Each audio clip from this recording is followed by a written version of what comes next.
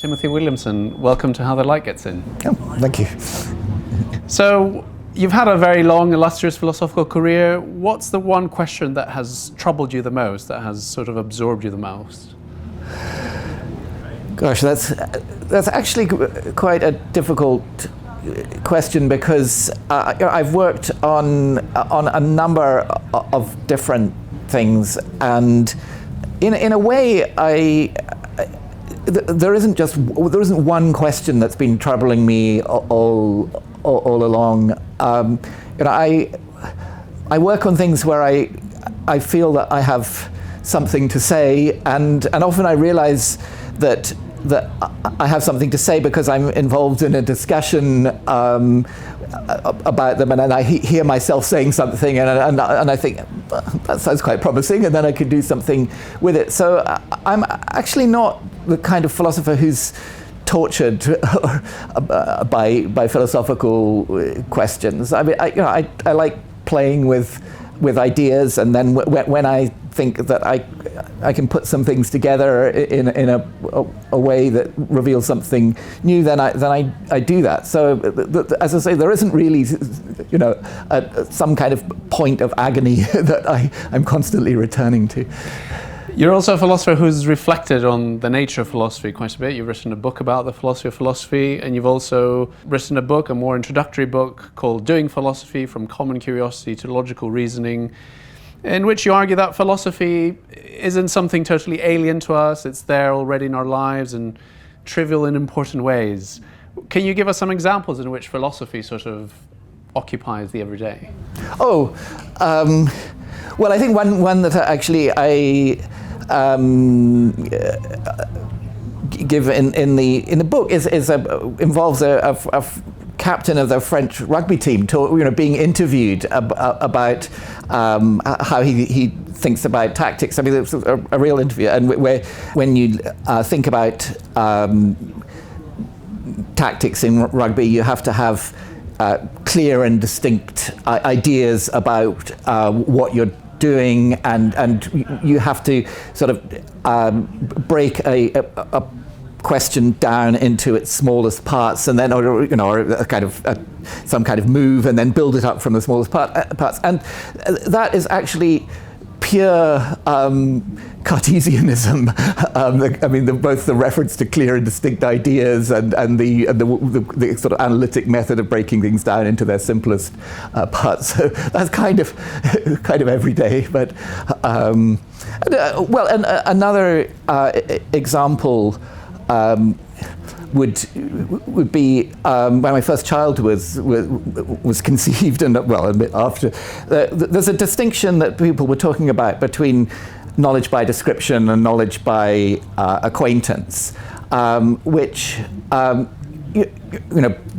made, for example, by Bertrand Russell, and is quite important in epistemology, but it's a sort of quite theoretical distinction. But I remember there was a time when I knew that my then wife was pregnant, and so I knew that there was such a thing as the baby inside her. And then the first time, I could actually feel with my hand the baby kicking. Suddenly, it wasn't just that there was this description, the baby is there, but there was the actual acquaintance with the baby through this process, and and that suddenly this, as it were, abstract epistemological distinction had some immediate emotional significance. I mean, that was a case where it's not that I'm constantly trying to interpret my life in philosophical terms, but that was just a case where what was going on in my life just forced itself into those kind of epistemological terms. And is fatherhood itself a bit like that? You can't really know it by description. You can only know it by acquaintance. You can only know what it's like to be a father, as it were, by being one. I think people actually exaggerate that in the sense that, I mean, of course, Laurie Paul, the American philosopher, a colleague of mine when I'm teaching at Yale, she's written a book called Transformative Experience about that sort of idea. But, I think that you can actually you can have a general sense of what it's like in advance, because many people have written quite vivid descriptions of parenthood. I mean, that you can get some of that from good novels and so on. And of course, there can be things which are a little bit like parenthood, even people's relation to their pets, which are not parenthood, and but have some qualities which give you some kind of intimation of what's going on. But it does sort of, it often takes you in unexpected ways, so that, in some ways, I don't really regret anything at all that I've done before my children were conceived, because I now have the thought, well, if I'd done anything differently, I wouldn't have had these children, and very likely I would have had other children, and probably loved them about as much. The fact is, these are the ones I love. I don't love these hypothetical children, and so once you love individuals, then you have care about them, and so all these kind of counterfactuals about your life feel completely differently after you've had children, and that's not something I realized would happen, but it's something, it's not just a completely notional thing. It's something that has real emotional significance and effects. So even though philosophy can start from sort of common sense and concerns of everyday life, many philosophical questions become very abstract and move really quite far away from everyday concerns. Questions about whether the external world exists, whether the world is made of matter or monads, if we take Leibniz's view. How does philosophy go beyond common sense? How does it move away from these questions of everyday life to the more abstract? Well, I think it's actually very similar with natural science, because natural science also starts with common sense and some kind of natural curiosity that we humans, like many other species of animals, have about the world that we're in. We're constantly asking questions about it, and famously, most children go through a period when they're continually asking why, driving their parents mad. Those why questions, they'll ask why, and you give them an explanation, and then they ask why about that, and so that's already a sort of prototype of what's going on, both with philosophy and with natural science, so that you're looking for some further explanation. Something else that is important in philosophy, and probably to some extent in natural science as well, is that common sense isn't fully self-consistent. That if you follow common sense ways of thinking, you actually quite often end up in contradictions, and then you can't just be complacent about those. You could have a drink and just try to forget about it, but because we're curious, and or maybe not everyone, but we have some kind of sense of dissatisfaction with where we are. I mean, that often forces us into going deeper, and one famous way that problems arise in philosophy like that is with paradoxes, many of the best ones go back to the ancient Greeks, and maybe even further, who knows? But and those paradoxes are really ways in which fairly commonsensical ways of thinking get us into these intellectual tangles, and then philosophy is trying to think its way out of them. So even though common sense does have, as you say, these limitations, and obviously the explanations that natural scientists come up with and philosophers come up with diverge quite widely sometimes from common sense. In your book, you also say that common sense is a kind of check on philosophy, that somehow any theory that is hugely inconsistent with common sense knowledge is somehow false. Well, how do we square the two? The fact that common sense is also sometimes misleading, but it also acts as this kind of check. The thing is, if it's common sense knowledge, then it's true, because knowledge implies truth. And so anything that's even slightly inconsistent with any kind of knowledge, common sense or otherwise, because it's inconsistent with something true, is false, just as a matter of logic. We do know an awful lot of stuff about the world, not as philosophers, but just but by living in it. And I don't think this is something where we're being very complacent, because it seems to me that even non-human animals know quite a lot about the world. I mean, they know where things are in their environment. I mean, otherwise they couldn't get a drink or whatever. And so it's not surprising that humans have knowledge of given that many species have knowledge. And then often you need some kind of check on a line of thought, that some kind of reality reminder. I mean, you can see that sometimes in works of philosophy. I mean, again with Descartes, there's a bit in the Meditations where he follows a line of thought, and he seems to be proving that he is God, and then there's a moment where you just hear the brakes screeching, and there's hang on, I'm not God. I mean, something must have gone wrong here, and then he has to pull back and so on, and and that can happen in philosophy, and it can also happen in similar ways. Again, in the natural sciences. I mean, so for example, if you had a scientific theory that entailed that there could not be any observers, then that should be signaling a big red light, because if there are no observers, then how do we get to know any of this stuff? And so even in science, there are these just kind of commonsensical checks. To some, I mean, you can't do all of science just using those, but they can warn you when you've gone down what will ultimately be a blind alley.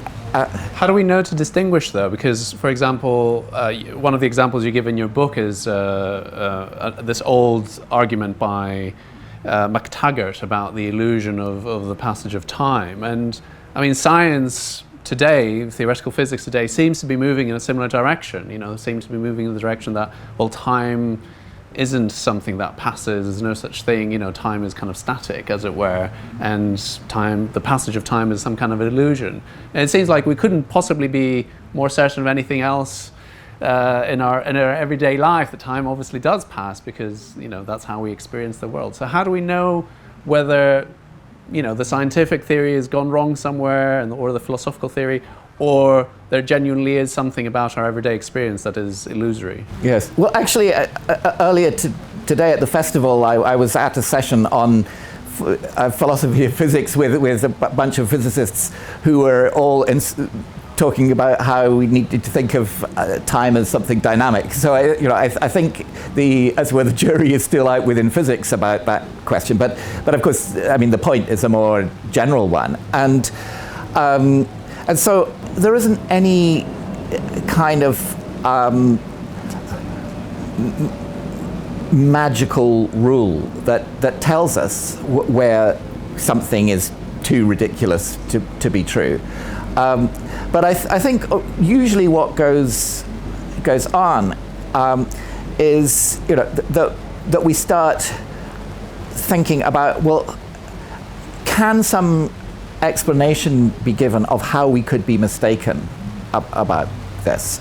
And if, for example, in the case of as theories implied there are no observers, if we thought, well, how could we be, so observers basically are people, and how could people be mistaken about being people, and then that's not, if they're people, then they're not mistaken in thinking they're people. But in the case of something like time, probably what's going on is that we have these, as it were, common sense ways of thinking about time, which they're not going to turn out to be just utterly mistaken and have no relation to reality at all, because that wouldn't explain how these ways of thinking about time, which we use all the time, have been so effective. What's much more likely is that there's some kind of sort of, as it were, relatively crude and perhaps superficial way of thinking about phenomena, which also have a deeper nature that common sense doesn't know anything about. And then it's not so difficult to understand how common sense might have settled for a sort of rough and ready way of thinking about time, which was good enough for practical purposes, and so wasn't completely screwed up, but nevertheless didn't go to some deeper truth about time. And is that going to be the case for other big questions like free will or consciousness? Are we, given that we have these experiences, they will have to somehow have some validity to them, even if, again, science or philosophy tells us otherwise? Well, I mean, if you take something like consciousness, I mean, from a common sense point of view, a very straightforward correlation with consciousness, is that when, roughly speaking, when you're awake, you're conscious, and when you're asleep, you're not. And I mean, that's pretty crude, but that is not going to turn out to be just a complete illusion. I mean, there's obviously something to the distinction between waking and consciousness. On the other hand, I think in that example, a lot of our difficulty is finding sufficiently precise and kind of revealing ways of describing what the phenomena are that we're trying to understand. I mean, it's not that I mean, people often talk as though, well, we kind of know from the inside exactly what consciousness is, and now it's a question of how do we reconcile that with physics or something like that. Whereas it seems to me that's too complacent a view on what we're getting from the inside. So we have these simple distinctions between waking and sleep, and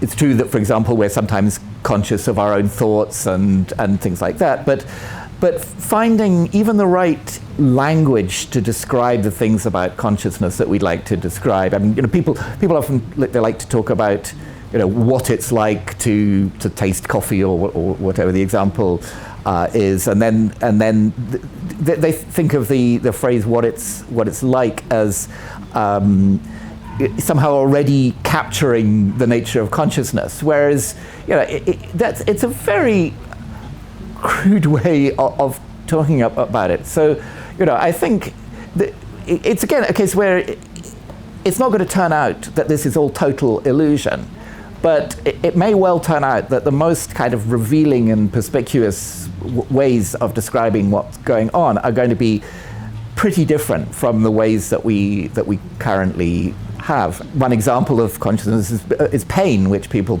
talk about, and pain research has shown that there are really surprising distinctions which need to be made, on the basis of experiences that patients report and so on, about, for example, the difference between having a pain and really feeling the pain and so on, which just differences which we're not, when you first hear them you wonder what on earth are people talking about, but then actually people sometimes report their experiences in that kind of way, and so we need to have some more refined way, just even of describing what people's experiences are, before we start worrying about questions like what relation they have to the underlying neurophysiology. So apart from being continuous with common sense, you see philosophy as also continuous with the sciences. Now, someone might think philosophy and the sciences are very different. They follow radically different methods. They ask different kinds of questions.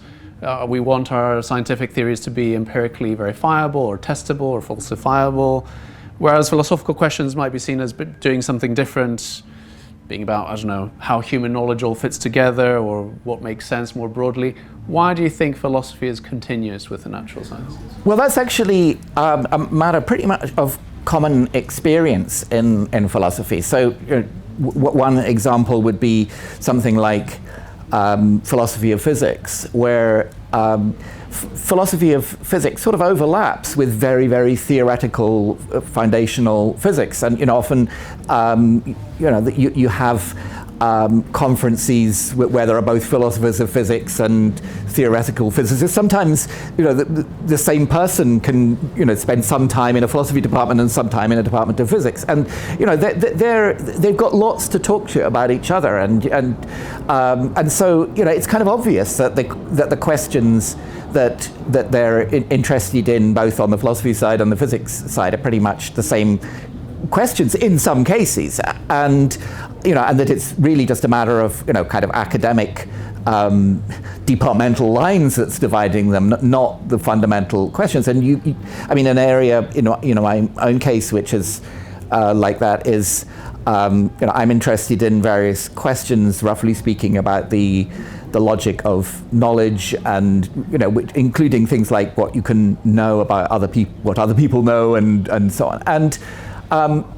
And that can be studied, within philosophy by building formal models. But those formal models are also studied by people both in theoretical economics and in computer science. And maybe the emphasis is a bit different. But basically, this is an area, it's called epistemic logic, where the people contributing to it are a mixture of philosophers and people from other disciplines. So it would be kind of crazy in these sorts of cases to suggest that there's some deep difference between the philosophy and the non-philosophy when we're just talking about exactly the same questions. And and when we talk, as I say, we because we come from different disciplinary backgrounds, our expectations and methods may sometimes be a bit different, but we can communicate, and results that they prove can be of interest to me, and results that I prove can be of interest to them, and so on. So before we even get into any kind of sort of deep analysis of what these subjects are, it's just clear from experience that there is not this kind of big cliff between philosophy and the rest of the science.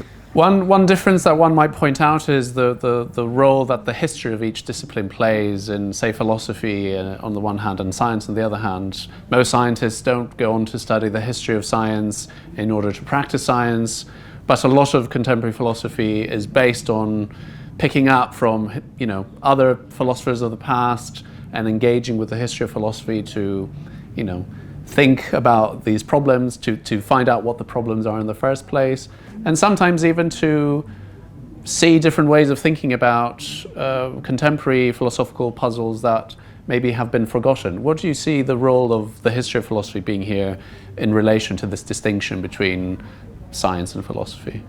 Well, I think in the kind of areas of overlap that I was talking about, again, you don't actually find very much difference. So in philosophy of physics, it's true that the philosophers are interested. They're very interested in the history roughly from Einstein on, but they're also somewhat interested in what Newton thought, and in pretty much the same with the scientists. And my own training, and I was trained in both mathematics and philosophy, and my experience is that thoughtful mathematicians, they don't study the history of mathematics, but they actually know quite a bit about relevant parts of the history of mathematics, and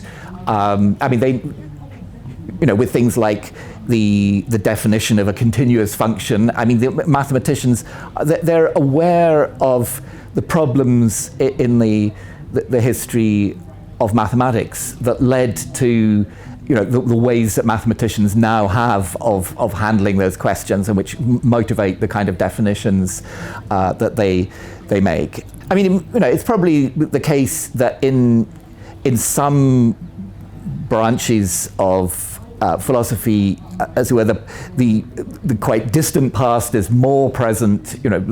So in large areas of say of moral philosophy, Aristotle and Kant are still massive figures.